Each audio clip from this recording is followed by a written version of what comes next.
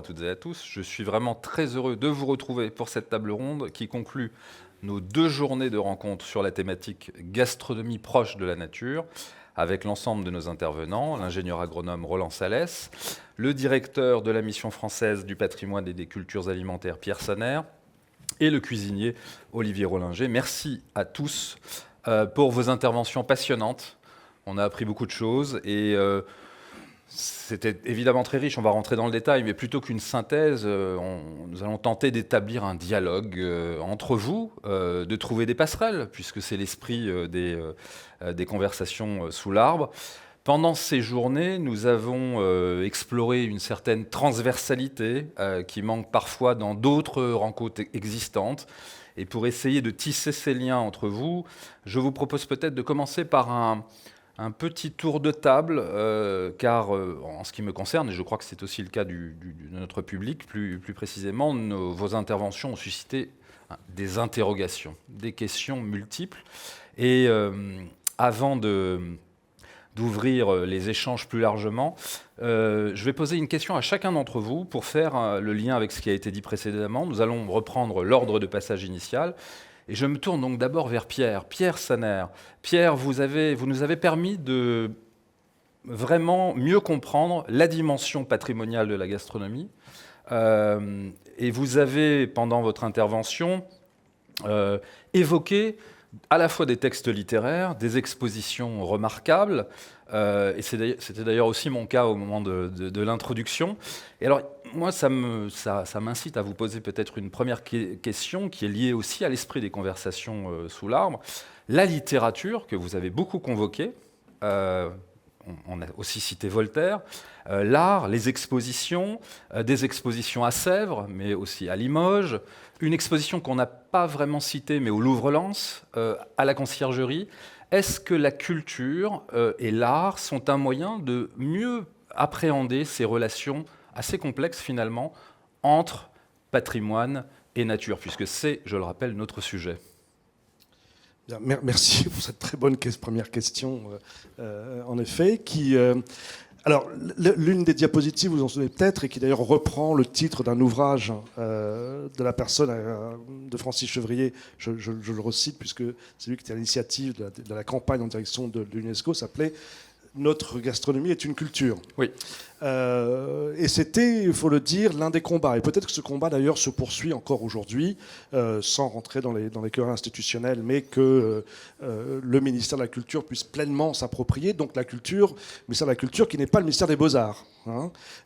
Donc que la gastronomie, que cet art de la transmission du bien manger et de toute la confiance qu'il peut y avoir derrière, parce que finalement, on va quand même ingérer des choses. Hein, oui. Donc il faut l'accepter, et c'est probablement le seul art, en l'occurrence, dans lequel on ingère de cette manière. C'est vrai qu'en France, on a plutôt une culture des beaux-arts, de mise à distance, d'écoute, et d'ailleurs ça se ressent aussi dans le vocabulaire.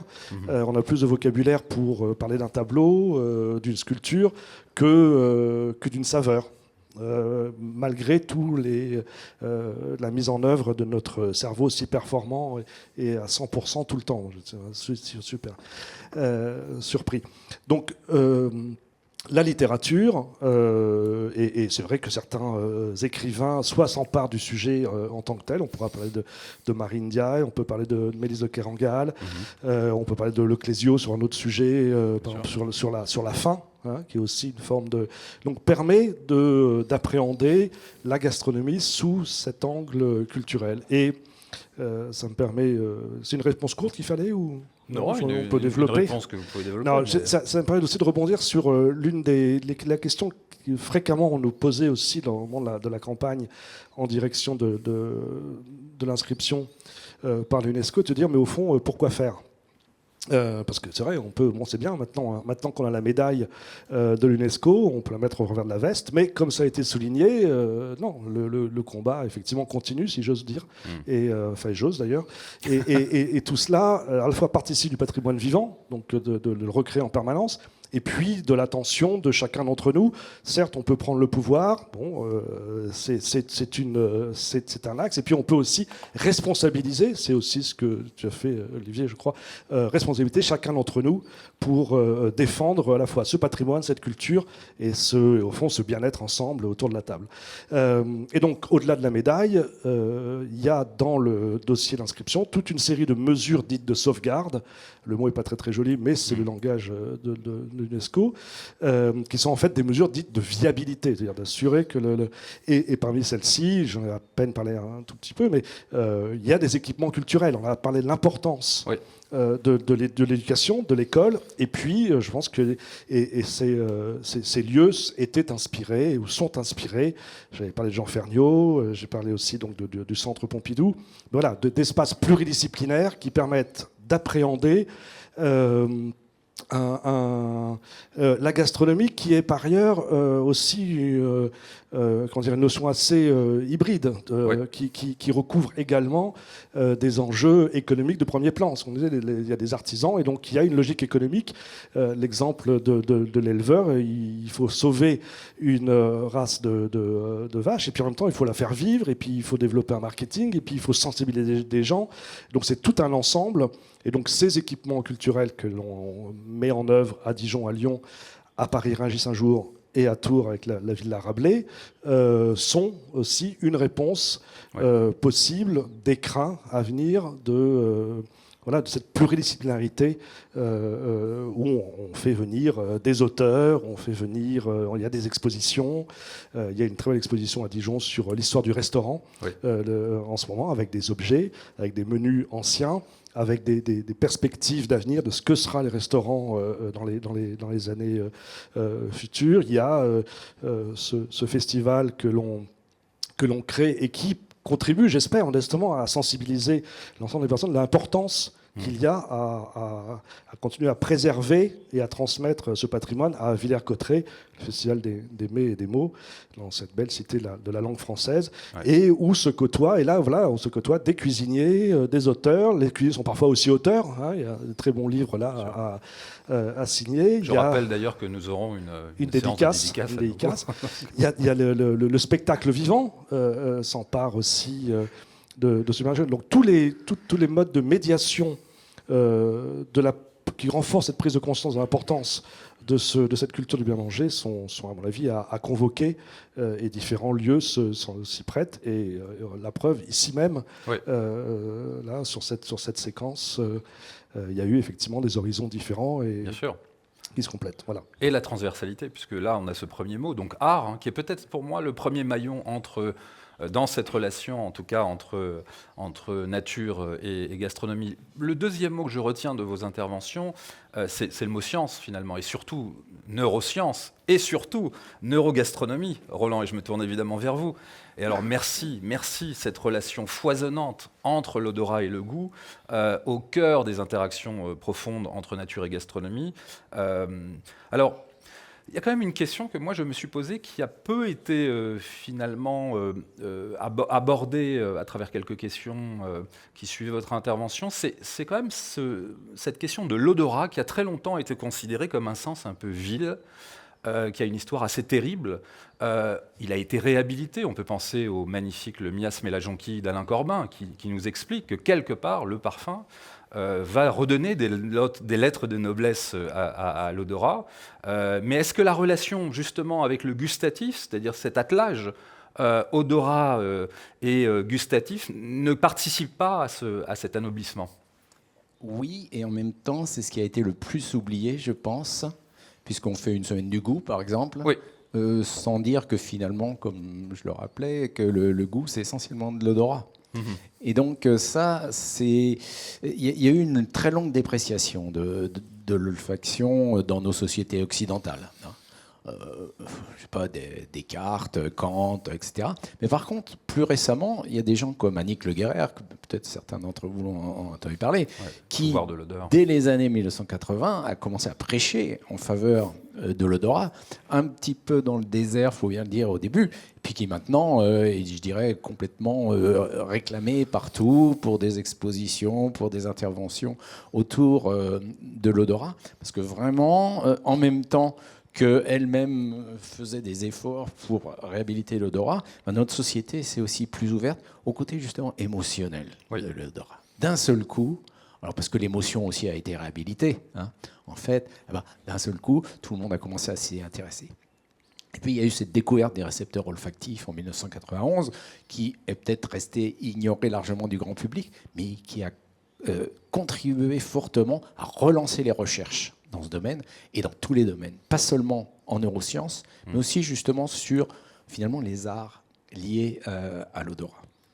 Et enfin, moi-même, modestement, j'y ai participé, puisque toutes ces dernières années, j'ai travaillé en particulier avec des gens de théâtre, des comédiens, des auteurs, autrices d'ailleurs surtout, qui odorisent leurs pièces de théâtre ou qui font appel à des matières odorantes pour constituer des installations, des choses comme ça. Je pense que la société est beaucoup plus perméable finalement à réhabiliter l'odorat, même si on dit toujours qu'on n'a pas beaucoup de vocabulaire, qu'on ne sait pas très bien décrire les odeurs. Je dirais à la limite, ce n'est pas le problème, mais qu'on en prenne conscience, et donc qu'on déguste finalement les odeurs comme on déguste un plat, parce que justement il y a beaucoup d'odorants dedans.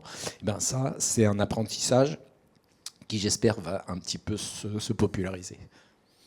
Alors, on a vu l'art, on a vu la science. Et puis alors, avec Olivier, là, il y a un mot qui s'impose. Vous savez, Olivier, c'est le mot mer, évidemment. Parce que vous êtes, comme le dirait Jacques Rougerie, un mérien. Et aussi un terrien. Mais j'aime beaucoup ce mot de mérien. C'est drôle parce qu'on a eu l'occasion de discuter beaucoup et puis de vous écouter. Et à un moment, vous avez parlé de Valparaiso. Et moi, j'ai pensé, alors je ne sais pas si vous le connaissez, j'ai pensé à un livre magnifique qui s'appelle Le monde du bout du monde. Je ne sais pas si vous connaissez ce livre de Luis Sepulveda, qui raconte, mais qui est très proche qui parle de la vie et de la mort, mais comme vous l'avez très bien fait tout à l'heure, de manière, je dois dire, émouvante. Et voilà, ce mot mer me fait aussi penser à certaines échéances qui approchent aussi. Est-ce que le fait que, par exemple, 2025 devienne l'année de la mer, que la conférence des Nations Unies sur les océans se tiendra donc à Nice en juin 2025 également, l'UNOC. Est-ce que vous pensez que c'est un moyen peut-être de redonner à cette relation entre le patrimoine, entre la dimension gastronomique et la nature, un éclairage nouveau, alors peut-être par l'angle des océans, que vous avez beaucoup développé tout à l'heure dans votre présentation? Merci. Alors, tout d'abord, permettez-moi, parce qu'ensuite on va peut-être pas avoir le temps, mais je voudrais dire que si nous sommes si bien aujourd'hui, là maintenant, de presque 2 jours, je voulais vraiment remercier du fond du cœur Chantal et Marie-Laure et toutes leurs équipes pour leur accueil. Vous avez un endroit absolument enchanteur. Et on sait quelle énergie, quel souffle, mais quelle dimension. Enfin voilà, il y a. Enfin, je veux dire que moi, je repartirais. Je dirais, comment pouvez-vous caractériser ce lieu? C'est un lieu avec un cœur immense. Voilà. Donc je voulais vous remercier, vous et toutes vos équipes, parce que voilà, merci. Ensuite, j'aime bien revenir sur les propos qui ont pu être tenus. On parlait d'art tout à l'heure. Oui.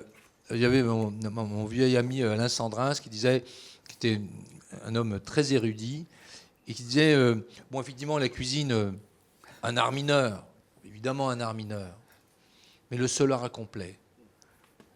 Fait appel à l'œil, à l'ouïe, Oui. au toucher, l'odorat, et évidemment au goût. Donc ça, pour moi, et en plus, cette extraordinaire modernité, qui est cette dimension d'œuvre éphémère, puisque la seule chose que nous laissons, c'est un souvenir. Mais le souvenir peut devenir éternel. Enfin, concernant votre question sur l'océan, sûrement, mais donc à Nice, effectivement, c'est un très grand rendez-vous international. Je pense que la France va avoir un rôle, puisque c'est France et Costa Rica. Oui.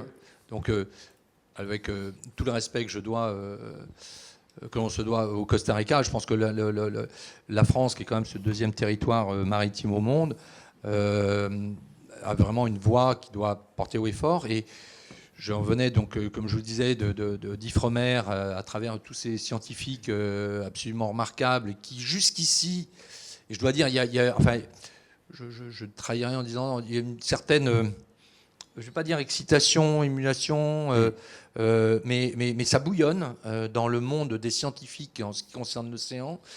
Je pense dans beaucoup d'univers scientifiques, mais là, en fait, ils sont... tous ces hommes et ces femmes sont missionnés pour faire des analyses, pour compter, pour apporter, alors justement pas des réponses, mais en tous les cas de présenter des situations. Oui. Par contre, là, pour la première fois, j'ai trouvé ça remarquable dans la présentation là, pour les 40 ans d'Ifremer, donc devant le ministre de la Recherche et le ministre des Pêches. C'était une représentation théâtrale. Et tout d'un coup, ces scientifiques n'ont pas parlé comme des scientifiques, mais ont parlé comme des citoyennes et des citoyens. Et là, ils ont parlé avec leur tripes et ils leur ont dit, ben voilà, nous savons ceci, nous savons cela. Et ils n'étaient pas beaucoup plus nombreux qu'ici. Donc, ben voilà, on était à la place des ministres et les scientifiques jouaient au milieu du public qui n'était pas très nombreux, qui était très, très choisi, parce que ça se passait sur la passerelle du pourquoi pas. Et là, mais c'était d'une puissance et d'une émotion, parce que là, c'était en face à face, mais messieurs, vous avez la responsabilité. Donc, aujourd'hui, on vous donnait simplement ben voilà, ces informations, mais maintenant, on vous donne aussi ce qu'il faut faire. Et on va vous le dire, et publiquement, ce sera enregistré, ce qu'il faut faire. Nous, on vous demande de faire ça. Et donc là, évidemment, j'imaginais bien que le ministère des Pêches, en particulier par rapport aux aires marines protégées et autres, était quand même très ennuyé, parce que ce sont des aires marines protégées de papier. On peut tout dire protégées, mais à partir du moment où on a le droit de chaluter ces endroits, ces aires marines protégées. Donc il y a eu, je pense qu'il y a une vraie prise de conscience sur... et quel rôle, évidemment, la France peut jouer. Alors... Et puis, ces passerelles entre le monde, je pense que c'est ça qui est aussi passionnant. C'est-à-dire qu'il y a le monde des abysses, il y a le monde de surface, il y a le littoral, il y a la remontée des eaux. On a dit il y a le réchauffement, il y a la température qui augmente, le pH qui diminue. On a le taux de salinité aussi qui évolue. Enfin, il y a énormément de facteurs. Il y a évidemment l'effondrement des ressources halieutiques. Il y a évidemment le plastique. C'est absolument énorme ce que l'on peut trouver aujourd'hui, en particulier dans les poissons et dans les coquillages, comme ces microparticules. Le bateau Tara fait un travail absolument remarquable à ce sujet. Donc, il y a une véritable prise de conscience. Et alors, je ne peux pas vous donner les raisons, mais il va y avoir un alignement de planètes qui va probablement permettre à la France d'avoir de lancer une alerte avec des prises de position très fortes. D'accord. Eh ben on a voilà. Est-ce que on est impatient, mais voilà, parce qu'effectivement c'est une vraie question. Mais d'ailleurs, ça rejoint aussi la dimension qu'on a moins abordée de ces relations entre gastronomie et nature. C'est la relation politique, c'est la relation diplomatique aussi. On a un moment, en 2002, le terme gastrodiplomatie a été inventé. Mais en fait, Talleyrand l'avait déjà imaginé. Talleyrand, alors avec cette phrase, moi que j'adore, « Sire, j'ai plus besoin de casseroles que de diplomates ». Au moment du traité de Vienne, c'est là qu'on négocie la paix en Europe. Donc voilà, là on est quand même dans quelque chose de très concret. Alors est-ce qu'elle existe, cette gastrodiplomatie? Et puisqu'on parle de la France et de sa gastronomie, on a un peu moins parlé d'économie, on a un peu moins parlé de cette dimension diplomatique ou gastrodiplomatique. La France, combien de divisions? Enfin, la gastronomie française, combien de divisions? Alors, vous l'avez dit, si le terme a été inventé, d'ailleurs, est-ce qu'il est si heureux que ça, gastro-diplomatie, c'est pas très beau. Mais disons, ça fait partie de cette diplomatie douce. Aussi, et c'est pas. Vous n'avez pas dit soft power. Non, je sais bien.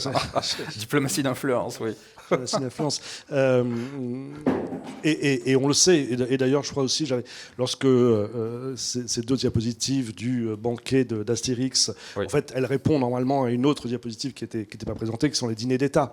Et c'est pas effectivement on peut. Et c'est assez intéressant de voir comment la France a toujours, et notamment pour les dîners d'État. Alors parfois, ça peut choquer parce que du coup, il y a eu encore un nouveau service complet commandé à Sèvres. Enfin, moi, je trouve que c'est très bien. C'est l'endroit aussi où on montre l'excellence, non seulement, c'est pas de la France, c'est de tous les métiers qui sont derrière. Là, pour les manufactures de Sèvres, d'avoir une très belle cave, je pense que c'est aussi ce qui est attendu lorsque on est reçu par le chef de l'État français, que de déguster de bons vins dans de belles assiettes, avec ce décorum et cette étiquette particulière qui peut-être prend une trajectoire un peu parfois ancien régime, mais quand même, je suis désolé, ça fait partie aussi de ce qui doit être montré, ce qui est reçu. Alors après, ça évolue, évidemment, et c'est là où ce patrimoine reste bien vivant. Et bon, il y a des choses comme ça qui sont liées aussi au rayonnement de la France, peut-être d'une autre époque, lorsque l'Europe parlait français, elle mangeait français aussi. 18e, c'est quand même cela. Et je crois alors je sais pas si c'est vrai pour Charles III d'Angleterre, mais du temps de sa maman, si je puis dire, de la reine, les menus étaient rédigés en français. C'est une forme de diplomatie douce, diplomatie d'influence. Après, c'est pas ça qui fait la politique alimentaire de la France. Non. Mais c'est ce qui en montre un aspect important. Des enjeux aussi très concrets, ça a été aussi un tout petit peu abordé hier, mais aussi aujourd'hui, c'est de faire sortir ces enjeux culturels, mais aussi de santé, des grands accords de commerce. Cette valeur culturelle ajoutée doit pouvoir s'appliquer à la cuisine et à la gastronomie et faire sortir, me semble-t-il, comme on le fait pour le cinéma ou pour d'autres pans de la culture. Donc oui, je pense que la France pèse sur la scène internationale par et grâce à sa cuisine et à toutes celles et tous ceux qui la font effectivement aussi au quotidien. Oui, parce que la gastronomie est au cœur d'enjeux quand même. On peut parler de la New Nordic Food, par exemple, ou même de la Dim Sum diplomatie en Asie, à Taïwan, et à chaque fois des chiffres, parce que c'est bien de citer aussi des chiffres. 35 millions de dollars engagés effectivement autour de ces projets-là. En Corée, c'est un peu la même chose. En Corée du Sud, on a investi à peu près 77 millions de dollars. Et ça, ce sont par exemple des chiffres qui ont été synthétisés et collectés par la Team France Bocuse d'Or avec les anciens lauréats du Bocuse d'Or. Donc on voit bien qu'on a quand même des diplomaties d'influence un petit peu concurrentes. Mais de manière plus générale, moi, il y a une chose que j'ai remarquée dans vos interventions respectives, c'est que finalement, on parle du mot de gastronomie, mais aujourd'hui, on se demande quand même aussi si on n'a pas affaire à une gastroanomie, c'est-à-dire quelque chose qui est assez inquiétant, qui est un appauvrissement, Roland, vous l'avez beaucoup évoqué, mais plutôt en montrant le côté positif et scientifique, mais un appauvrissement sensoriel. On pourrait même établir un parallèle entre la malbouffe et une industrie de la parfumerie cosmétique qui multiplie aujourd'hui les flankers. C'est-à-dire les flankers, ce sont des dérivés de grands succès en parfumerie. Et donc on a l'impression de sentir à peu près toujours les mêmes odeurs dans une industrie ou une filière de la parfumerie cosmétique qui parfois ne se lance pas dans des grands projets. Et tout ça, je reprends un peu ce que Chantal évoquait hier, dans une France avec effectivement des lieux de zones, ce que certains ont même appelé la France moche à une époque. Alors c'est tout l'inverse de Chaumont justement, mais on le voit, quoi. Est-ce qu'il n'y a pas précisément un phénomène plus général d'appauvrissement sensoriel qui toucherait à la fois l'olfaction, l'odorat et le goût? Je ne sais pas si c'est de l'appauvrissement. On pourrait peut-être parler de standardisation, ouais. quelque chose comme ça. Parce que finalement, nous trois intervenants, finalement, on en a tous parlé. Oui, tous. Voilà, il me semble bien. Alors, ce qu'on trouve, c'est que finalement, ici, on est dans un lieu d'exception où on peut se permettre, justement, d'aller sur ces pas de l'art, finalement, de toucher l'émotion, de toucher la relation humaine qui nous relie entre nous, justement dans cette culture, dans ces pratiques alimentaires. À partir du moment où on dérive complètement par l'industrie agroalimentaire, bon, évidemment, elle nourrit son monde, mais à partir de matières premières qu'Olivier nous a vraiment raconté ce matin, on avait envie d'en manger, on avait envie de les connaître, hein, à partir de matières premières qui sont pas forcément plus mauvaises que d'autres, parce qu'il y a un process industriel qui nécessite de rajouter des additifs pour que ça passe dans les tuyaux des machines, pour que ça soit découpé en tranches, pour que ça soit conservé, etc. On en arrive à un produit qui finalement contient, alors pas en masse, mais en nombre, plus de produits, je vais dire produits chimiques, c'est pas péjoratif hein, dans ma bouche, de produits chimiques, que la matière première de départ. Et donc, on en arrive à quelque chose qui est extrêmement standard, et on peut se permettre, parce qu'on n'a pas forcément choisi les meilleures matières premières, eh bien, de rajouter du monosodium glutamate, hein, l'umami, qui est un augmenteur de goût, et ça marche très très bien. Moi, je fais des démonstrations, je prends une soupe vulgaire du commerce, je coupe en deux, j'en mets une partie, je rajoute un peu de glutamate dedans, je fais déguster, et les gens, ils trouvent la soupe au glutamate merveilleuse, alors que c'est un brouet. Donc, en fait, on a ce secret, on rajoute trop de sel, hein, parce que le sel aussi, c'est un augmenteur de goût. Donc, en fait, on se retrouve face à une équation qui est terrible en quelque sorte, hein. L'équation, je dirais, d'une puissance industrielle. Enfin, tu as parlé ce matin, 88% de nos nourritures passent dans cet entonnoir industriel. Donc, qu'est-ce qui reste aux autres? Il reste, je dirais presque la beauté du geste, qui n'est pas rien. Oui. Et qui n'est pas rien, et qui conduit justement à cette réflexion, à cet art. Et là, on est dans l'art, on n'est plus du tout dans la machine, quoi. Et ça nous touche tous. Parce que dans le cerveau, les zones qui traitent l'art, l'émotion, etc., c'est les mêmes que celles qui nous poussent à chercher le beau, à chercher le partenaire sexuel, à chercher les beaux paysages, à être ému. Oui, là, on retrouve ce que vous évoquiez avec Jean-Pierre Changeux aussi, hein, toute cette la beauté dans le cerveau. La beauté. Alors, tiens, la question quand même, et puis Olivier, peut-être, je peux vous la poser aussi, c'est est-ce que la gastronomie est dans la nature ou dans le cerveau? Jean-Pierre Changeux sort de ce corps. D'abord, tout à l'heure, pour rebondir à ce que vous présentiez, ce que tu représentais sur l'odorat. Moi, je vous disais tout à l'heure, j'ai un de mes meilleurs amis qui s'appelle Jean-Claude Héléna. Un jour, on s'est rencontrés. Enfin, vous savez, parfois, on dit il faut absolument que vous rencontriez cette personne-là, vous êtes en phase. En général, ça marche jamais. Et puis un jour, par hasard, on s'est retrouvés au Palais Royal, comme ça, sur une estrade, avec un médiateur au milieu. Et ça a commencé par un duel à fleuret moucheté. C'est-à-dire que lui, c'est un excellent orateur. Il raconte des histoires absolument merveilleuses. Et puis, il me parlait de ses parfums. Puis je lui dis, moi, depuis le début, qu'il y avait cette formation d'ingénieur en chimie, finalement, peut-être qu'un regret dans ma vie, c'était de pas devenu un grand nez. Et donc, je regardais, il disait, oui. Puis à un moment donné, je lui dis, encore que, voyez, moi, lorsque je me lève le matin, je vais aller faire les marchés, et c'est Dame Nature qui va me dire ce que je vais cuisiner aujourd'hui, avec le vent qui est dans cette direction, avec un degré d'hygrométrie, avec l'air du temps, l'air de la journée, c'est-à-dire à l'instant, et je vais faire quelque chose qui va disparaître dans cette même journée. Et voyez-vous, cette nature qui va m'apporter ce poisson, ce coquillage, cette herbe, cette épice, tu vois, je vais associer toutes ces choses-là. Mais vous, finalement, les parfumeurs, moi, c'est quelque chose que je vais faire ingérer. Vous, c'est quelque chose que vous allez mettre sur la peau d'une femme.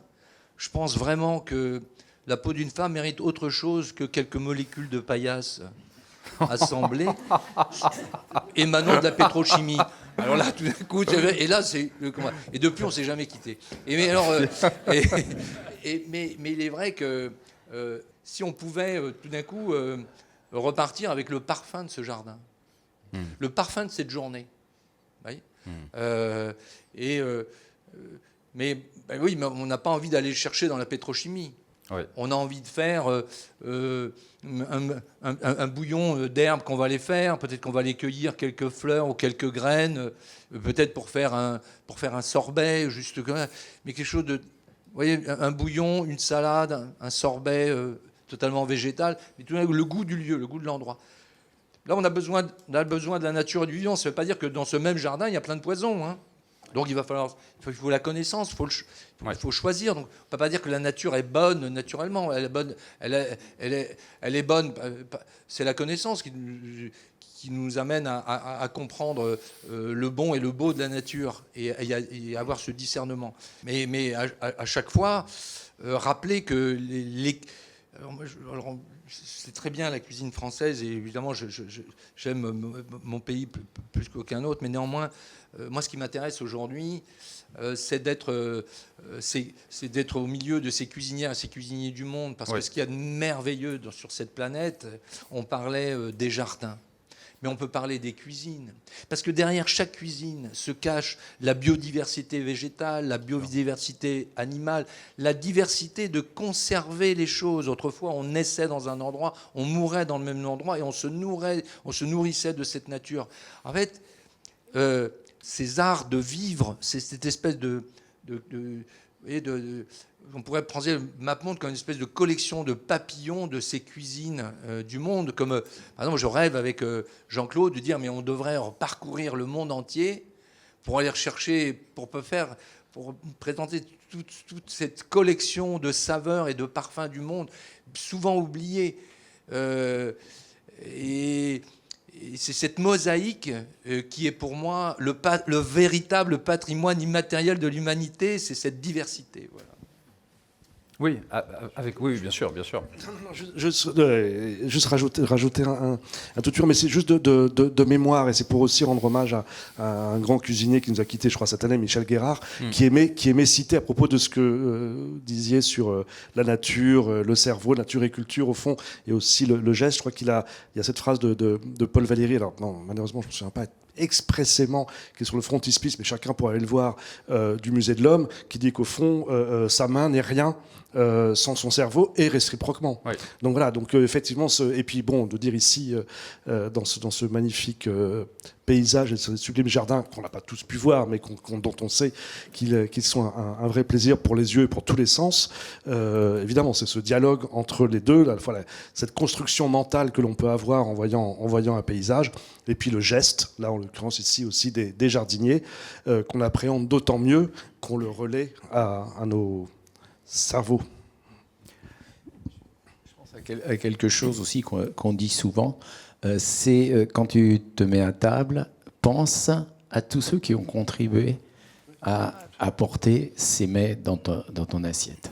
Parce que là, on devient humain en quelque sorte. Hein. On se resitue dans une vaste confrérie humaine qui fait que même si notre société est très organisée, partagée, etc., eh bien, on arrive quand même à partir de préoccupations et d'activités de gens très divers à se nourrir, on va dire le plus souvent convenablement.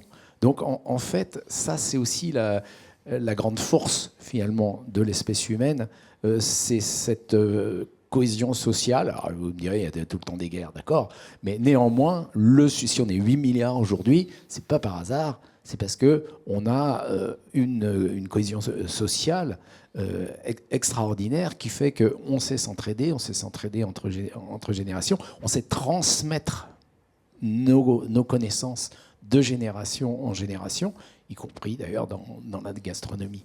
Donc là, on est face à un fait évolutif assez extraordinaire. Dans les premières populations humaines très restreintes qui ont pu être étudiées en paléoanthropologie, on s'aperçoit que c'était des tout petits groupes qui se nourrissaient vraiment sur le terrain de ce qu'ils trouvaient. Alors, génialement, maintenant, on arrive dans les dents de ces individus qu'on n'a évidemment jamais connus, à retrouver leur ration alimentaire, et même en fonction de l'âge, la durée de l'allaitement même, hein, en fonction de ce qu'on voit dans les dents. C'est absolument génial. Donc, en quelque sorte, on peut reconstituer ce qui n'était pas encore de la gastronomie. Je ne sais pas s'il y avait toute une culture d'un art d'accommoder ce qu'il y avait sous la dent, si je puis dire. Mais vraiment, il y a cette évolution fantastique qui a commencé avant Homo sapiens, hein, qui était déjà présente il y a 3 millions d'années chez nos ancêtres. On a hérité de toute cette culture et on arrive maintenant à ce côté un petit peu acméique, enfin sublime, finalement, de la gastronomie actuelle qui bénéficie d'un tas de ressources techniques, intellectuelles, artistiques. Et vraiment, ça serait dommage de rater cette époque, quoi.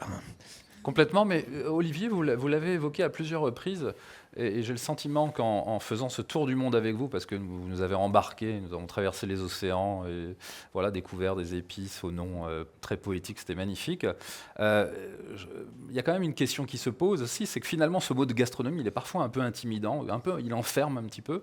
Vous lui avez préféré parfois le mot d'alimentation, mais j'ai le sentiment, alors elles existent, qu'une autre histoire de l'alimentation serait à imaginer ou à aborder, parce qu'on a des histoires de l'alimentation comme celle de Jean-Louis Flandrin, très école des hautes études en sciences sociales, et voilà. Mais est-ce qu'il n'y a pas une autre façon d'entrer dans ce récit ou dans cette histoire en allant très loin, en remontant peut-être à des temps très reculés? J'ai l'impression que vous aviez un peu ce projet en tête. Oui, c'est-à-dire que, c'est pas un projet, de toute manière, c'est le sens de l'histoire. Oui. Et jamais oublier que, évidemment, il y a ici des grands spécialistes concernant l'art, mais la cuisine est aussi un des éléments qui permet de raconter et de présenter une époque. Elle est le reflet d'une époque. On peut parler du mouvement végétarien jusqu'au mouvement vegan, du locavorisme, tous ces mouvements-là. Je pense que la prise de conscience alimentaire, elle est planétaire. L'occasion quand même elle est planétaire. Pourtant, il y a effectivement cet agro-business qui a pris la main sur comment nourrir l'humanité, occidentale en particulier. Mais néanmoins, cette prise de conscience alimentaire, elle est extrêmement présente dans notre jeunesse. Et les critères, et c'est pour ça que je pense qu'on va avoir du mal à transmettre le mot de gastronomie. Parce que dans la gastronomie, déjà, il y a gastro. Non, mais je plaisante pas. Non, mais je veux dire que sémantique a son importance. Oui, mais jusqu'ici, moi, j'ai jamais été malade d'une astro. D'accord ? Bon, non, mais et on parle plutôt de cuisine. Et on aimerait parler plutôt de belle et bonne cuisine. Belle, c'est dans le geste, dans la manière d'aborder celles et ceux qui la font. D'aborder celles et ceux qui nous apportent l'ensemble de ces produits avec ce respect, ce dont tu parlais tout à l'heure. C'est-à-dire être le dernier maillon de la chaîne pour simplement nourrir les hommes et les femmes. Par rapport à l'ensemble de ces enjeux sociétaux, qui sont ces enjeux sociaux, économiques, culturels, environnementaux, mais également de santé publique, il est évident que les cuisines du monde vont évoluer. On le voit avec quand même un regard que l'on n'a pas eu depuis la nuit des temps par rapport au monde végétal, les oléagineux, les céréales, les légumineuses. Comment on peut se nourrir de protéines d'une toute autre manière. Et l'autre, tu vas dire, bah oui, mais d'un coup, ça va pas être sexy, ça va pas être, il va nous manquer justement de la sapidité liée à des protéines animales, ces choses-là. Et tout d'un coup, on se dit, mais comment on va... Et là, tout d'un coup, c'est une nouvelle page qui s'écrit, qui est en train de s'inscrire, mais par rapport à ces urgences. Et donc, Moi, je discute beaucoup avec... Enfin, j'ai la chance de rencontrer beaucoup de jeunes passionnés de cuisine, passionnés de... Parce qu'il ne faut pas penser comment aujourd'hui... On parlait pendant le Covid, les moins de 30 ans, 65% des images, c'était des photos de... Et ça, c'est pour tous les pays occidentaux. C'est incroyable. C'est-à-dire que tout d'un coup, la cuisine, tout ça devenait central. Eh bien, comment imaginer... Parce que justement, dans le cerveau, qu'est-ce qui est bon? Tiens, d'un coup, je vais prendre un plat et je vais le porter aux lèvres. Je vais dire, mais est-ce que les gens qui m'ont permis d'obtenir cette saveur et ce plat ont été bien traités? Première chose. Deuxième chose, est-ce que ce plat, cette soupe, c'est un peu tant de légumes que je vais mettre, mais est-ce que, ou peut-être avec quelques épices dedans, est-ce que n'a pas engendré une pollution dans une rivière, dans un lac, dans le littoral marin? Oui. Est-ce que cette viande que je vais prendre, que j'ai portée en bouche, est-ce que finalement on l'a pas maltraitée? Est-ce qu'elle a été bien élevée? Est-ce qu'il n'y a pas une forme de cruauté? Est-ce que ce rapport par rapport à la mort justement de l'animal, tout ça, comment ça s'est passé? Enfin, me dire, mais finalement, lorsque je porte à la bouche toujours cette cuillère ou cette fourchette ou cette baguette ou ces baguettes, est-ce qu'elle ne va pas m'empoisonner à petit feu? Est-ce qu'elle ne va même pas empoisonner à petit feu celle ou celui que j'aime, ou celle simplement celui qui vient me voir et qui me fait une telle confiance pour le nourrir? Ouais. Ce qu'on appelle la cuisine de pleine conscience. Et là, aujourd'hui, là, c'est pas ma tata et mon tonton qui faisaient ça et c'était formidable. C'est plus la cuisine du terroir, c'est plus la cuisine fusion, c'est plus la cuisine. Non, c'est une cuisine de pleine conscience. Et là, on approche à quelque chose, à tout d'un coup retrouver le plus frais pêché, le plus frais cueilli, évidemment dans son territoire, mais pas non plus se bâcler, parce que le locavorisme, c'est le début du nationalisme, et de considérer que ce qui est bon, ce que je prépare, et ce qui est cultivé chez moi, ce qui est élevé chez moi, c'est bon, et ce que fait l'autre, c'est pas bon. Ça, c'est le début. Ça, c'est le début des barbelés, ça, qui se termine par des murs, et après, ça se taper dessus.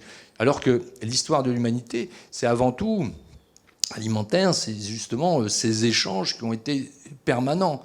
Et bon, évidemment, on a parlé du cassoulet, ce que serait le cassoulet sans les Amériques, que serait la cuisine asiatique sans le piment, que ce serait. Donc c'est surtout, il faut pas non plus s'enfermer. Mais néanmoins, tout le monde l'a compris qu'on va plus manger des haricots verts venant du Kenya en plein été, des cerises à Noël et des fraises toute l'année, quoi. Donc ça. Ou des tomates produites à 65% des tomates françaises sont produites en Bretagne. On sait très bien, c'est une terre extraordinairement ensoleillée et qui sont évidemment servies toute l'année. On réussit même à faire, ils ont même réussi le tour de force, on parlait du bio tout à l'heure, ouais, à faire en sorte que la tomate bio puisse être commercialisée à partir du mois de mars en Bretagne. C'est génial. Enfin, voilà, tout va bien. Mais je dis non, mais c'est pour ça qu'il faut rester sérieux, parce que moi, je vous rappelle la prise de conscience, alors pas de toute une jeunesse, oui, mais la prise de conscience alimentaire. On ne pouvait pas imaginer, il y a 20 ans, que des gamins et des gamines de 14 ans et 15 ans puissent avoir cette rigueur, parfois cet extrémisme. Je dis toujours, si vous voulez que je dise un mot sur le véganisme, parce que le véganisme, c'est l'expression du monde urbain. C'est-à-dire que le monde urbain, c'est une société d'ados et qui veut rester ado. Il faut rester jeune et ado. Et l'ado, c'est quoi un ado? C'est que lorsqu'on est ado, on est persuadé qu'on est immortel. On est Highlander, on ne mourra jamais, on n'y pense même pas à la mort. Et le seul moment où on présente, d'ailleurs, et dans la ville, il n'y a plus de corbillard, il n'y a plus rien, on cache la mort. Souvenez-vous, le 11 septembre, on voyait des corps tomber, on n'a jamais vu un cadavre aux États-Unis, jamais. On ne voit pas un Américain mort. À New York, on n'a pas vu le cadavre d'un New-Yorkais, d'une New-Yorkaise, ça n'existe pas. Et donc, souvenez-vous, enfin les plus anciens, ceux de mon âge, quand on voyait devant le boucher au moment de la chasse, on voyait les lièvres, les garennes, un sanglier, une biche, un truc, tu vois ça. Non, ça c'est la mort. Et donc le seul moment où la mort aujourd'hui peut apparaître, c'est parfois, tout d'un coup, au milieu de la table, ou tout d'un coup, on va voir le rôti de porc, le roast beef, le poulet, tout, c'est un truc mort. Et donc, le jeune rejette totalement. C'est pas la viande, c'est la mort. Et ça, c'est l'expression d'une communauté qui reste adolescente et qui se nourrit de sa violence. Et puis pour rappeler simplement aussi, avec un lobbying extraordinaire, que le véganisme est porté aujourd'hui par les petits-fils des grands investisseurs des abattoirs de Chicago, qui depuis ont réinvesti dans la viande de paillasse de cellules. Ce sont les mêmes. Oui. Ce sont les mêmes fonds d'investissement aujourd'hui. Ce sont les mêmes familles qui investissent aujourd'hui et qui vont évidemment dire, pour que le monde animal disparaisse, eh ben on va faire de la viande de paillasse, quoi. Ouais. Roland, je crois que vous vouliez réagir. Non, Oui, moi ça me fait bondir cette Ouais. histoire. Parce que j'ai quand même fait beaucoup de culture cellulaire dans ma vie. Et ça coûte horriblement cher. Donc comment arriver à faire un steak alors justement, quand on fabrique, enfin quand on fait de la culture de cellules, qu'est-ce qu'on rajoute? On rajoute des facteurs animaux pour que ça croisse. Hein. On rajoute, alors peut-être qu'ils ont trouvé le truc, on rajoute du sérum de veau fœtal. Hein. C'est animal, hein, incontestablement. Et en plus, c'est un coût fantastique, parce que les cellules, ce qu'on appelle d'eucaryotes, c'est-à-dire nos cellules à nous, enfin de mammifères, elles poussent beaucoup plus lentement que des bactéries. Il vaudrait mieux faire des levures, des bactéries qui poussent bien plus vite, qui se contentent d'une nourriture basique. Évidemment, c'est pas très bon. Mais néanmoins, c'est beaucoup moins cher que de fabriquer de la viande de synthèse. Alors peut-être que ça va évoluer très vite, mais il n'en demeure pas moins que c'est très cher. Parce que tous les produits doivent être stérilisés, doivent être de très haute qualité pour que ça fonctionne. Et en plus, il faut préparer personne ne mangera, je ne sais pas quoi. Vous savez, on cultive, enfin nous, au labo, dans des boîtes de pétri, je ne m'imagine pas gratter le fond de ma boîte de pétri et de goûter ça pour savoir le goût que ça a. Alors je vais vous raconter une histoire, parce qu'il y a très longtemps, dans les années 70, à l'INRA, il y avait eu des efforts pour extraire les protéines végétales, en particulier des légumineuses, donc surtout du soja d'ailleurs, donc les extraire, les rendre solubles, les filer pour leur redonner une texture et faire une sorte de beefsteak haché.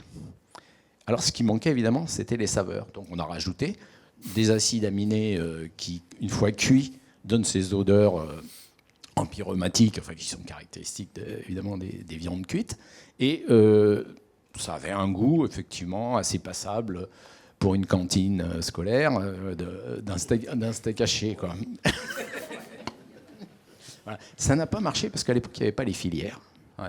Et donc, à l'époque, c'était, rappelez-vous, hein, c'était des époques où on vous disait suivez le bœuf. Hein, dans les pubs, c'était vraiment la promotion de l'élevage. C'était l'époque où se développait considérablement l'élevage des génisses ou des taurillons, ce qu'on appelait le baby beef, quoi, qui croît très vite, puis qui donne une viande beaucoup plus tendre que la viande d'adulte. Donc en fait, tout ça c'est passé à la casserole, et maintenant on y revient. C'est toujours pareil. Hein. Non, on y revient, combien, 50 ans après, où on dit il va falloir manger de la viande de synthèse. Tout compte fait, je préfère manger des insectes. Hein. Oui, alors il y a un mot que vous avez tous les trois utilisé à des degrés divers, c'est le mot aussi éducation. Alors voilà, il y a quand même là le sujet est sur la table, si j'ose dire. Comment on fait, quoi? Alors on a parlé un peu de la semaine du goût, on a parlé d'opérations ici ou là, mais le vrai enjeu c'est ça, c'est avec aussi des nouvelles générations qui ont sans doute un autre regard sur l'alimentation, un autre regard sur la gastronomie, un autre regard sur beaucoup de choses. Comment on fait? Alors, il faut beaucoup de volontarisme, parce que je pense qu'on a tous là une expérience un peu personnelle, soit avec nos enfants, soit qu'est-ce que c'était bien, il est allé au jardin qui était juste à côté de l'école, il a pu trouver une carotte, il sait à quoi ressemble une carotte, et puis il l'a même travaillé, il l'a même épluché, il a rajouté qu'est-ce que c'était bien. Bon, seulement les jardins comme ça, ou les potagers éducatifs, on ne les trouve pas partout.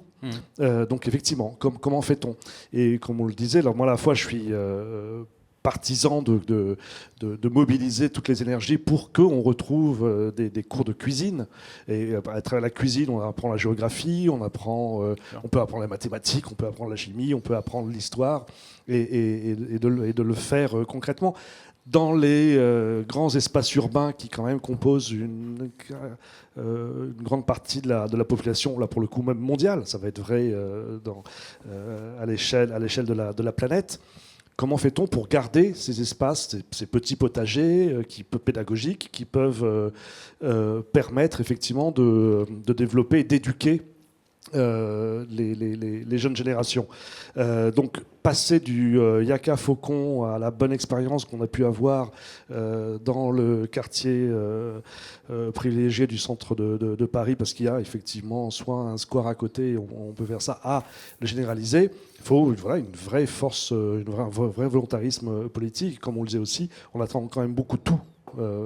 Et parfois son contraire de l'école, donc il faut peut-être prendre des priorités, et c'en est une. Et il y a quand même aujourd'hui beaucoup de personnes qui sont convaincues que...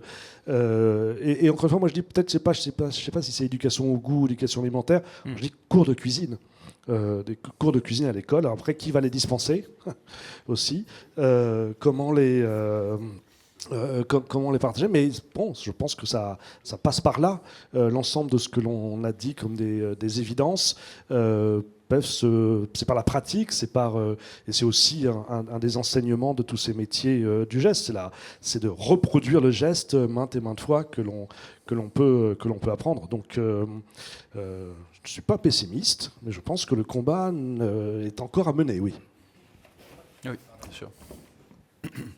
Moi, j'ai parlé en relation un petit peu justement avec les rectorats et l'éducation nationale. Avant de donner des cours d'éducation alimentaire, qui me paraît, effectivement, on doit, me semble-t-il, c'est une question de santé publique, apprendre aux enfants, on doit apprendre aux enfants à se nourrir, comme on leur apprend à marcher, à lire, à écrire, à compter, parce que la vie en société, c'est pas acceptable qu'on les laisse comme des pantins, avec que l'industrie les nourrisse, avec tous les méfaits. On connaît aujourd'hui quand même la pandémie d'obésité, avec l'ensemble des maladies collatérales.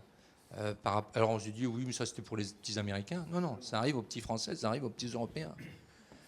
Et effectivement, avec cette fracture, on parle d'une fracture culturelle, mais la fracture alimentaire, et elle est pas loin. Et c'est pas nécessairement des gens. Alors, il y a une question effectivement de pouvoir d'achat, mais pas que. Et on aimerait, alors même si effectivement, j'aime pas l'éducation alimentaire, elle est là pour éduquer, non, elle est là pour enseigner. Théoriquement, ce sont les parents qui éduquent. Et si on peut apporter effectivement demain des cours d'éducation alimentaire, je pense que la France, qui est le pays des droits de l'homme, devrait être avant tout le pays du droit au bien manger. Et au bien manger pour tous, c'est pas réservé à quelques-uns. Là, on commence à toucher un vrai programme politique et qui aurait une connotation extraordinairement française par rapport. Parce que le monde entier nous regarde. Lorsque les uns les autres, nous allons à l'étranger, ah oui, mais le pays, vous avez des belles cuisines, des grands vins, des jolis parfums, des jolies toilettes. Donc, je veux dire que le monde nous observe. Et quand on voit aujourd'hui les programmes justement d'éducation alimentaire que l'on peut trouver dans les pays scandinaves, on est un peu bluffé. Quand on voit Alice Waters, ce qu'elle a pu faire auprès de Michelle Obama pour toutes les universités américaines, tout d'un coup, qui a été évidemment balayée lorsque Trump a repris le pouvoir, mais je veux dire... en France, il y a des ONG, il y a des associations comme École Comestible, ça, qui font un travail absolument remarquable. Mais il faut effectivement qu'à un moment donné, il y ait une véritable volonté de dire c'est pas une journée que l'on souhaite de la gastronomie ou de la bonne cuisine française, mais c'est au quotidien. D'autant que c'est bien de faire des cours, mais si on ne commence pas à faire bouger les lignes par rapport à l'alimentation que l'on donne à nos enfants, dans les maternelles, dans les collèges et les lycées. Je rappelle, les maternelles qui pilotent la municipalité, le collège, le département. le lycée, la région. Alors déjà, on comprend déjà le strate, la complexité, comment gérer l'ensemble de ces personnes. Persuadé que la cuisine centrale est une solution, que la loi Egalim, c'est de mettre du bio, mais évidemment du bio industriel, c'est-à-dire que demain, on va avoir du Babybel bio, puis voilà, on est tranquille, on est peinard. Mais je veux dire, alors que... Et aujourd'hui, il existe, parce qu'en plus, concrètement, je vous invite à... Il y a un collectif que je parraine, je vais finir par être le parrain de tout, mais ça commence à être dangereux, parce que... non, mais je plaisante, mais je veux dire que je parraine une ONG absolument remarquable qui s'appelle le collectif Les Pieds dans le Plat. Allez regarder ce qu'ils font. Et en particulier, c'est porté par, moi, aujourd'hui, le meilleur cuisinier de France, qui s'appelle Jean-Marc Mouillac.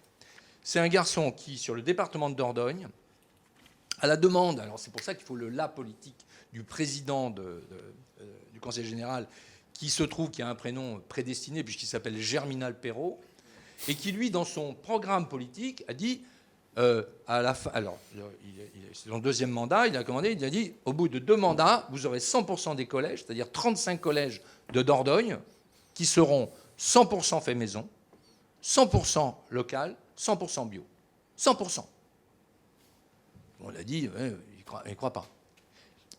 Aujourd'hui, ils sont à 28. Ils viennent même d'embaucher un boucher. 28 collèges sur les 35, pardon. 28 collèges sur les 35. Et, eh bien, donc, alors on nous a dit, ah ben oui, mais ça, c'est parce qu'on est en Dordogne, en province, pays de cocagne, c'est très facile. Est arrivé Romainville, un maire, alors là, c'est une anecdote, c'est-à-dire que dans le 9-3, là on est dans le dur, là on est vraiment dans le dur. Hein. Moi je suis allé, évidemment on a travaillé avec ces personnes, et tout le monde nous avait dit on n'y arrivera jamais. Et alors ce qui est drôle, c'est que ce jeune maire, qui va d'ailleurs être présent à Lorient samedi, là, qui va faire, parce qu'il présente évidemment, parce que c'est un exemple flagrant, qui était maqué avec Sogérès ou Sodexo, qui ne savait pas comment s'en sortir, a fait appel à ce collectif Les Pieds dans le Plat. Et là, qu'est-ce que l'on fait? On réunit à l'année précédente, à l'année 1, on réunit le monde agricole, en bio et pas en bio, mais qui est en conversion, et on va lui assurer le prix du bio en conversion pendant une année.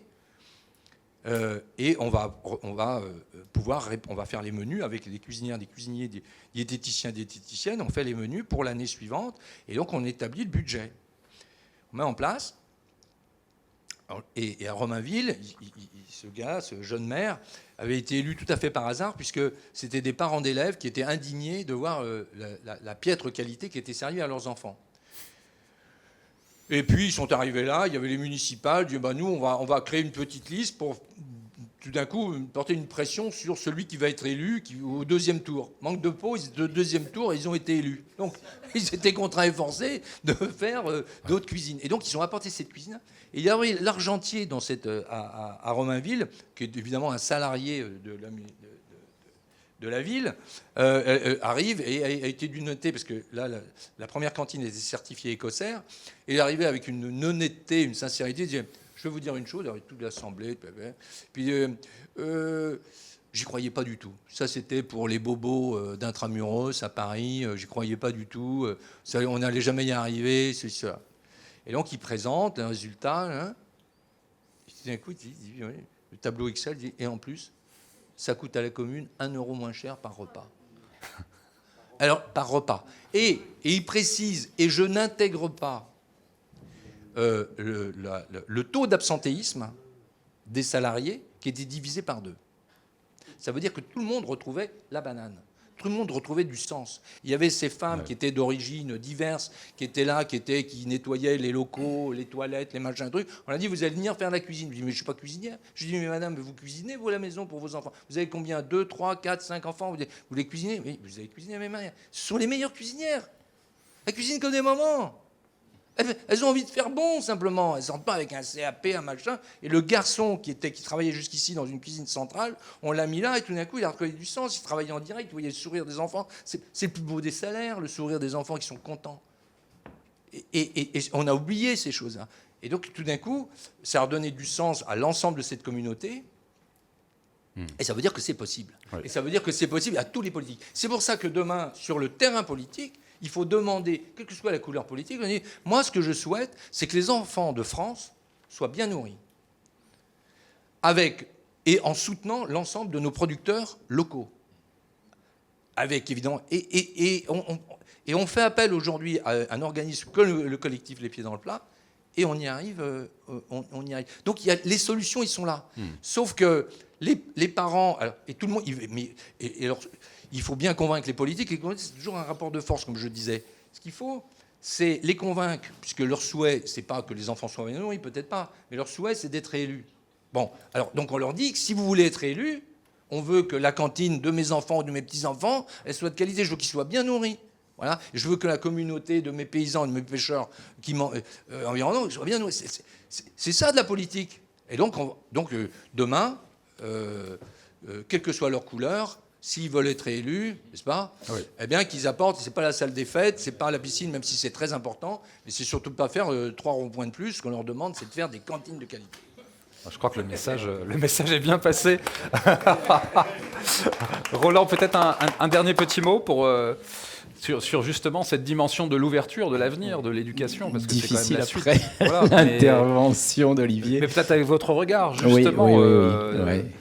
Ce que je pense, c'est justement, puisque le beau est dans le cerveau et que la motivation à manger est aussi dans le cerveau, pourquoi ne pas réhabiliter justement notre motivation individuelle et collective pour justement renforcer ces initiatives. Alors, on est un petit peu dans l'utopie, parce que comme toujours, ici, on est presque tous convaincus de ce qu'on prêche. Hein. Mais quand même, il y a des endroits où ça passe. Moi, depuis 7 ans, je fais partie d'une association qui s'appelle Né en Herbe pour l'éveil olfactif des petits-enfants. On a commencé, on était 6, maintenant on est 60.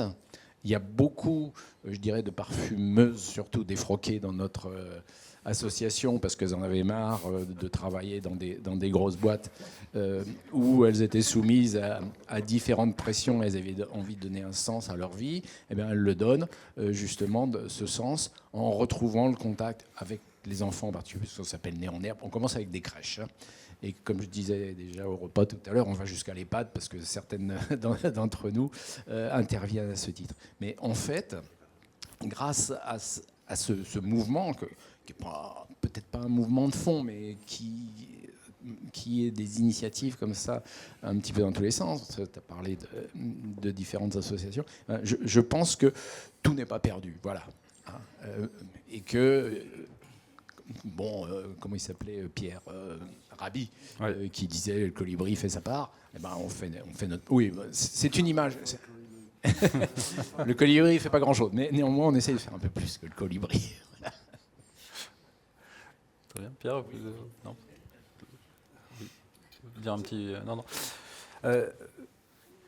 mais non, là, on peut qu'acquiescer, parce que, évidemment, et puis là, comme ce qui a été dit, lui l'a dit avec ses mots, avec tellement de talent, dès qu'on voit les enfants avec la banane, et pas la banane du sourire, évidemment, je veux dire, c'est dès qu'on peut faire sourire, c'est quand même voilà, c'est qu'on a gagné, et c'est tellement essentiel. Et c'est vrai aussi, là, ça a été si redit, il y a un tel tissu associatif qui fait tas d'expérimentations partout. Après, il faut arriver à les fédérer, parce que ce qui est vrai à Romainville a été vrai à Allons-le-Saunier fut un temps, et la restauration. Voilà, donc il faut arriver à fédérer toutes ces bonnes pratiques et après peut-être exiger. Alors c'est le citoyen, le consommateur, peu importe, le citoyen tout simplement, je pense. Ouais. On ouvre maintenant à quelques questions. Moi j'en ai peut-être une d'ailleurs pour lancer un petit peu ces échanges avec le public. C'est la question qui fait que ce duo, là, un peu complexe, parfois de nature et gastronomie, on le voit, c'est pas si simple. Enfin, voilà, il y a une forme de complexité. Il est un peu tiraillé, Pierre, vous l'avez dit, entre culture et agriculture aussi. Il y a cette... alors, c'est pas une histoire de tutelle, mais c'est une histoire de positionnement. Parce que la culture, on le voit bien, on en a beaucoup parlé, les expos, l'ouvre-lance. Je pense on n'a pas du tout évoqué ça, mais je pense aussi à beaucoup d'artistes plasticiens, notamment une jeune génération qui s'empare de la gastronomie, qui s'empare de la cuisine, qui s'empare de l'alimentation, qui crée des œuvres qu'on peut ingérer, comestibles. Je pense aussi là à des figures historiques, comme par exemple Sofical, qui a développé des dîners chromatiques, qui a même fait dévorer un dîner chromatique à regretter Paul Auster, grand écrivain. Et ça retissait un lien entre l'art contemporain, les arts visuels et la littérature. Ça aussi, c'était assez intéressant.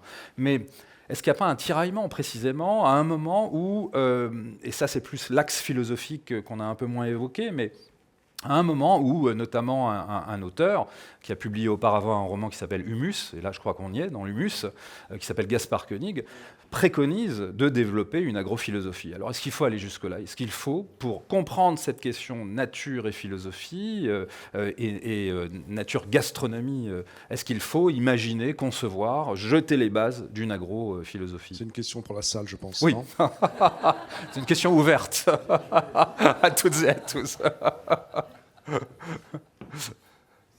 Oui, non, j'avais une remarque parce que hier, M. Rollinger nous a demandé de préparer des questions parce qu'il n'avait rien à dire, au cas où il n'aurait rien à dire. Ah donc, oui. En bon élève, J'ai pas remarqué. C'est bizarre, j'ai pas remarqué. bon élève, j'avais préparé une question donc qui a plutôt un rapport avec la création artistique. La cuisine et l'art, quoi. La pénicilline a été née de l'observation attentive d'une moisissure inattendue. La bande velcro a pris une balade avec son chien. Un ingénieur et un malfou allaient débarrasser des barbillons accrochés au poil du chien et se rend compte que les petits crochets des barbillons et les boucles de la fourrure du chien permettaient aux barbillons d'adhérer extrêmement bien. La tarte tatin serait née d'une erreur, faire cuire les pommes en ayant oublié la pâte. Je ne sais pas si c'est vrai ou pas, hein, mais c'est la légende où elle serait tombée par terre. Enfin. Dans ces exemples, certes, il y a un imprévu. Encore faut-il ne pas jeter la tarte à la poubelle ou prendre le temps d'observer la barbane sur le chien. Avoir ce pas de côté nécessaire, c'est-à-dire se rendre disponible pour accueillir cet imprévisible, l'accueillir avec un tiens, pourquoi pas, autoriser une absence de contrôle pour laisser advenir un abandon. Avez-vous des exemples, je pense surtout à M. Rollinger, avez-vous des exemples d'expériences à partager avec nous de ce pas de côté, de cette disponibilité à accueillir l'imprévisible, qui est une source potentielle de création et d'innovation? Il faut bien comprendre que vous avez beau réaliser le même plat, je parle en particulier par exemple d'un bouillon composé de légumes, d'algues, d'épices, peu importe. Vous pouvez prendre les mêmes ingrédients, les peser exacts, c'est jamais le même goût. C'est jamais exactement la même chose. Parce que vous avez une évolution alors c'est pas l'accident, mais c'est par contre, on ne peut pas dupliquer un goût comme ça. Il y a que Coca-Cola qui sait faire ça. De rôtir un homard, on sait si c'est un mâle, une femelle, quel âge, quelle taille, tout ça, mais par exemple, le homard, tout dépend de son stress. Vous pouvez avoir un homard tout à fait vivant, et pourtant sa chair va être totalement cotonneuse. Je ne sais pas si ça se passe dans son microbiote, je sais pas, mais il y a un problème. Il s'est fait un stress, et tout d'un coup, les chairs sont totalement cotonneuses. Et là, pourtant, vous l'avez pris, il est parfaitement vivant. Donc, en fait, il y a toujours quelque chose de... il n'y a pas une plante, il n'y a pas un animal que l'on va tuer et lors de sa transformation, que ce soit un assaisonnement, que ce soit le mettre en macération, le mettre en cuisson douce, en cuisson... il y a toujours un imprévu. D'ailleurs, un imprévu qui est...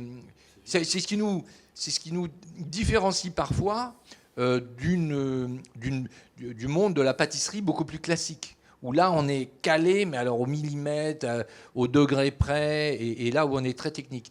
Mais la cuisine, c'est vraiment... et c'est là, d'ailleurs, c'est bien souvent là où la cuisine de femme, et là, moi je m'en fous à mon âge, vous dire que c'est genré ou pas genré, moi je considère que justement la cuisine de femmes, enfin, avec des hommes d'ailleurs qui font une... Moi, j'ai rencontré des hommes qui font une cuisine que je qualifie comme extrêmement féminine. C'est une cuisine de l'imprévu avec un sens... ils réussissent à mettre une forme de sensualité dans une cuisine que le cuisinier... Alors, enregistré toujours ou pas, non? Non, que par exemple... Non, alors...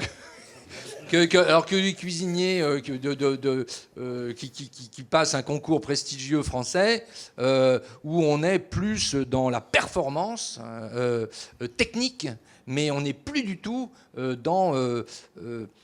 on n'est plus dans le sensuel, on n'est plus dans le subtil, on n'est pas. Donc c'est assez calé. Et ça, c'est une cuisine. Pourtant, le plat est à chaque fois différent, mais et pourtant. Alors là, bien souvent, on passe. Là, on est très loin de l'émotion. Ouais, c'est ça, je veux dire. Mais justement, c'est le rapport entre l'artiste qui est un technicien et l'artiste qui se laisse abandonner dans sa création. C'est une question? Non, oui, c'est non. une Oui, remarque. non, j'ai eu peur. Non, j'ai en tête, il y a quelques pépites de l'INA qui ressortent là, et notamment ces émissions, vous connaissez bien, c'était Raymond Oliver, c'est ça? Raymond Oliver et avec Catherine Langer, et à un moment, je ne sais plus quel plat il prépare, et puis il faut mettre un peu de bière. Et donc c'est Catherine Langer qui commente ce que fait Raymond Oliver, évidemment, parce qu'à l'époque, pardon, c'était genré, là pour le coup, mais... Donc Raymond Oliver prend la bouteille de bière et puis il en rajoute. Alors, chef, vous en mettez combien là? Je mets ce qu'il faut, Est-ce que c'est du hasard? Est-ce que c'est le talent? Est-ce que c'est le geste du cuisinier? Il se trouve que votre épouse était enseignante en maternelle, comme je l'ai été très très longtemps. Et je me permets de reprendre ce qu'on échangeait à une époque qui était les années 80. On avait coutume d'avoir des goûters d'anniversaire régulièrement. Donc, les gâteaux de la maison qui arrivaient, qu'on partageait, etc. Et puis, un beau jour, on nous a dit, non, parce que, voilà, peur d'empoisonner les enfants, etc. Et on a eu comme consigne de distribuer des gâteaux sous emballage plastique. Voilà. Donc, il y a cette peur aussi de la responsabilité, c'est vrai. Si on a un problème, on est au tribunal. Hein. C'est même pas la responsabilité, c'est le principe de précaution. C'est-à-dire qu'on anticipe la possibilité que peut-être. Et on anticipe aussi le fait que les enfants sont en surpoids dans beaucoup d'endroits. Et la solution qu'on nous donne également pour les tout petits, supprimer le moment du goûter. Voilà, et donner de l'eau. Voilà, petit témoignage de réalité. En tant qu'ancienne institutrice d'école maternelle, je voudrais rebondir par rapport à ce que dit madame. Et nous, la solution qu'on avait choisie, au lieu d'apporter des gâteaux tout faits, c'était de les faire en classe. Donc on s'est mis à faire des gâteaux, et puis on a fait des salades de fruits. Comme c'était un quartier défavorisé où il n'y avait pas assez de fruits à la maison, ça tombait bien. Et puis on a fait de la soupe. On a été acheter au marché les légumes. On est allé en chèvrerie voir comment on pouvait obtenir le lait, fabriquer le fromage de chèvre. On en a fait en classe. Et puis quand on nous a dit que les goûters, c'était pas bon parce qu'il pouvait avoir de l'obésité, on a remplacé la collation du matin où il y avait des gâteaux par des fruits au petit déjeuner à l'arrivée des enfants. Donc, il y a des solutions. Et puis, comme on voulait que ce soit pédagogique, tout ça, et qu'on voulait effectivement promouvoir l'équilibre alimentaire, on mettait des traces dans les cahiers, on se disait que ça allait influencer les parents. Et puis, on s'est rendu compte que les parents, ce qui est à l'école, c'est l'école. Et ils disaient, c'est bien ce que vous faites, c'est pour l'école. Et puisque dans la journée, parce que la mairie aussi faisait des efforts quand même pour l'équilibre des repas de la cantine, et du coup, le retour des parents, c'était, puisque l'école fait ça, nous, c'est pas grave le soir s'il n'y a pas d'équilibre alimentaire. Donc l'école ne peut pas tout. Elle ne peut pas résoudre les problèmes d'alimentation, de sécurité routière, de violence, de citoyenneté. Et ça s'ajoute au fil des années. Et après, on nous reproche de ne plus leur apprendre à lire et à compter. Donc, il faut que ce soit pris en main par toutes les couches de la société et pas seulement l'école. Les parents ont un rôle à jouer important de leur côté. Merci Madame la maire. Vous êtes devenue la maire du village depuis. De la même façon que la chimie a irrigué des créations culinaires, je pense à Thierry Marx, je pense à Pierre Gagnère, je pense à Adrian Ferrat qui faisait de la gastronomie moléculaire à partir de découvertes en chimie. Est-ce que la cuisine, la gastronomie pourrait s'inspirer des découvertes en neurologie? Et parallèlement, est-ce que ces évolutions, ces avant-gardes en cuisine sont prises en compte sont prises en compte pour leur vertu éventuellement patrimoniale ou pas? Là, j'ai mis les trois d'un coup. Là. Vous notez? Alors, de fait, avec les définitions que j'ai tenté d'exprimer autour de ce qui était un patrimoine vivant, donc d'une cuisine ou d'une gastronomie, moi j'aime le terme gastronomie, et je ne crois pas que ce soit un gros mot. Il faut bien le prononcer en une seule fois, c'est sûr. Voilà. Mais dès lors qu'elle se pense avec une profondeur historique, qu'elle se recrée en permanence et qu'elle se renouvelle, oui, les interactions sont souhaitables, et je ne veux pas répondre ni pour Olivier Rollinger, ni pour Roland Sarès, mais de fait, il y a des attentes, il me semble-t-il, réciproques pour ces interactions. Oui, alors, je crois qu'il faut se méfier quand même de la mode des neuros. Bien. Comment va-t-on l'appeler? C'est important de tenir compte des résultats de la recherche scientifique, mais il faut bien voir que la recherche scientifique aussi continue à progresser. C'est-à-dire que des choses qu'on sait aujourd'hui sans forcément les remettre en question peuvent évoluer dans nos connaissances et obliger en quelque sorte à différer nos pratiques anciennes pour en introduire de nouvelles. C'était un petit peu dans un autre domaine, mais néanmoins on en parlait ce midi, je crois, à table ou hier. On parlait de l'allaitement des bébés. Dans les années 50, il fallait allaiter au biberon parce que surtout pas utiliser le lait maternel qui était accusé de tous les défauts et surtout peut-être... oui, mais c'est revenu dans les années 80 où au contraire, le lait maternel a été réhabilité en quelque sorte. Alors ce qui se passe, il faut bien voir justement que là, la connaissance est en cause. C'est-à-dire que dans les années 50, ce qu'on savait du lait, c'est qu'il y avait des protéines, des graisses, des sucres et puis de l'eau. Et que tout ça, finalement, on pouvait le trouver dans n'importe quoi. Et puis maintenant, on sait que dans le lait, bien sûr, il y a ça. Mais il y a plein d'autres facteurs. Il y a plein de facteurs de croissance qui évoluent de jour en jour en fonction des besoins du bébé. Il y a des facteurs qui aident à l'établissement de son immunité. Et ça aussi, ça évolue de jour en jour. Donc, ce n'est pas simplement un nutriment, c'est quelque chose qui l'aide à se construire. Donc, c'est simplement pour prendre cet exemple, pour montrer que la recherche, l'état des connaissances à un certain moment et dans un certain état, on en déduit des pratiques sociales. Et puis, mais 30 ans après, il faut les changer. Parce qu'on s'aperçoit qu'on ne s'était pas trompé, on ne savait pas assez de choses. Alors, ça ne veut pas dire que ce qu'on sait maintenant, c'est la fin de la fin. Donc, il faut se méfier.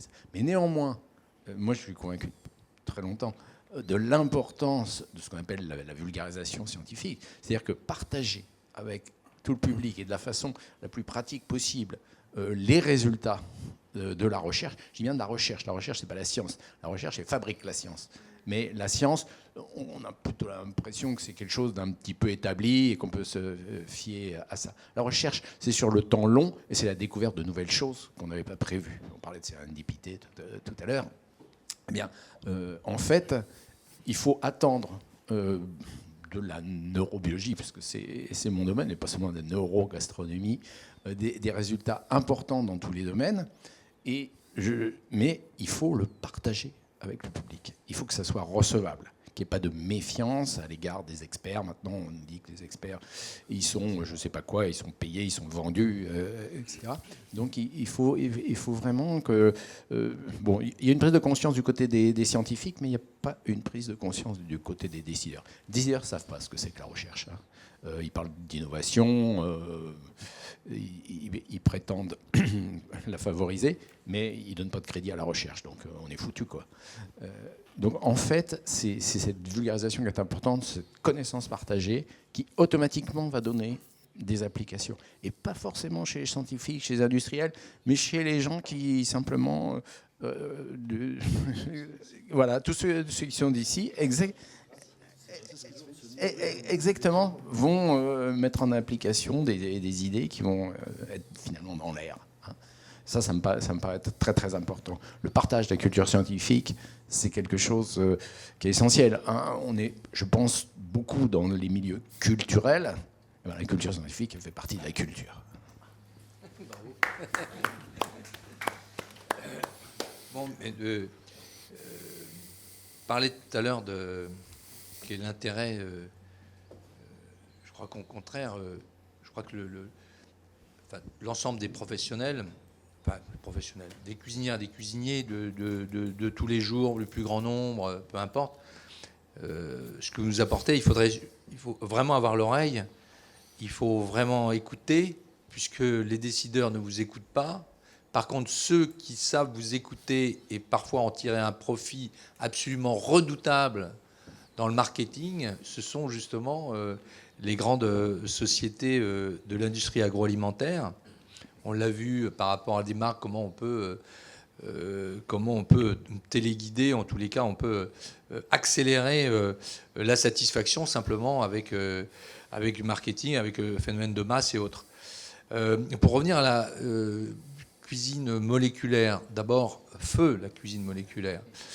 Moi, il se trouve que je suis venu à la cuisine par un rejet de tout ce qui était cartésien et rationnel. Je suis désolé pour le monde scientifique, parce que je voulais au contraire me rapprocher de la vie, des sens et du sensible, donc voire de la poésie. Donc, c'est-à-dire que il y a un vrai chemin, mais on est bien équidistant. Je pense qu'entre le monde scientifique, je pense que ces passerelles entre le monde artistique, moi que je découvre depuis simplement quelques années grâce à mes enfants, en particulier à ma fille et à mon second fils, c'est tout d'un coup des fenêtres qui s'ouvrent que je ne connaissais pas. Moi, je connaissais rien à l'art contemporain.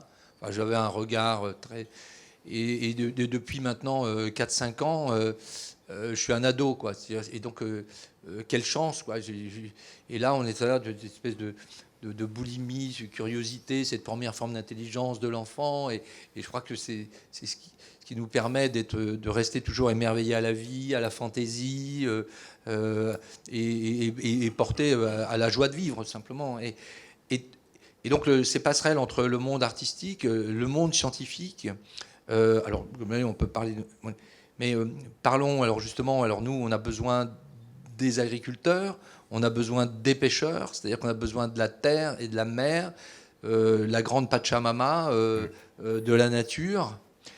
Et si finalement, puisqu'on nous parle que ce millénaire devrait être le millénaire de la transition de l'écologie, est-ce que finalement la clé de voûte de cette transition écologie, en sortant justement de ces caricatures, de ces partis qui se disent verts et qui font tout sauf de l'écologie, est-ce qu'on ne pourrait pas penser que justement la cuisine française pourrait être la première à totalement s'approprier cette transition écologique qui passe à travers, avant de protéger l'environnement, c'est protéger aussi l'humain, et donc de quelle manière le nourrir.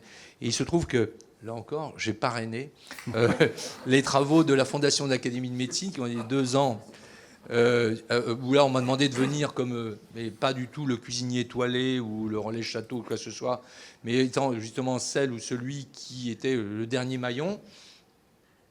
Pourquoi ils m'ont demandé, ne me demandez pas pourquoi. Et en fait, ça s'est passé sur plusieurs jours, mais avec des gens qui n'étaient pas des hystériques et écologistes du tout. Et vous pouvez retrouver d'ailleurs les conclusions, c'est un livre blanc qui est sorti en novembre dernier. Vous tapez FAM, FAM, Fondation à l'Académie de médecine, sur l'alimentation d'aujourd'hui et les maladies d'aujourd'hui. Et là, c'est absolument passionnant. Et la conclusion de ces gens qui sont quand même, on va dire, très posé, très retenu, c'est que l'être humain ne peut pas vivre en bonne santé sur une terre malade. Donc c'est très révélateur. Donc ça, si c'est pas les clés de la vraie écologie, C'est-à-dire de cette prise de conscience de la fragilité du vivant, en se disant la vie n'est pas une règle, mais une chance, mais une exception. Là, on touche à quelque chose de, j'allais dire, presque de sacré du vivant. Voilà. Ouais, je crois que c'est le contexte One Health. Hein, le concept One Health, c'est la santé pour la Terre et pour ses habitants.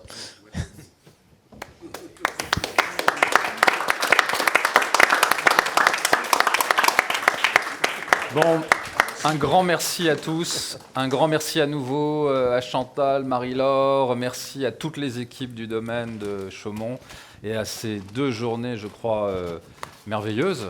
Voilà, placées sous le signe de la gastronomie, de la nature, des jardins. Voilà, donc encore un grand merci et à très bientôt.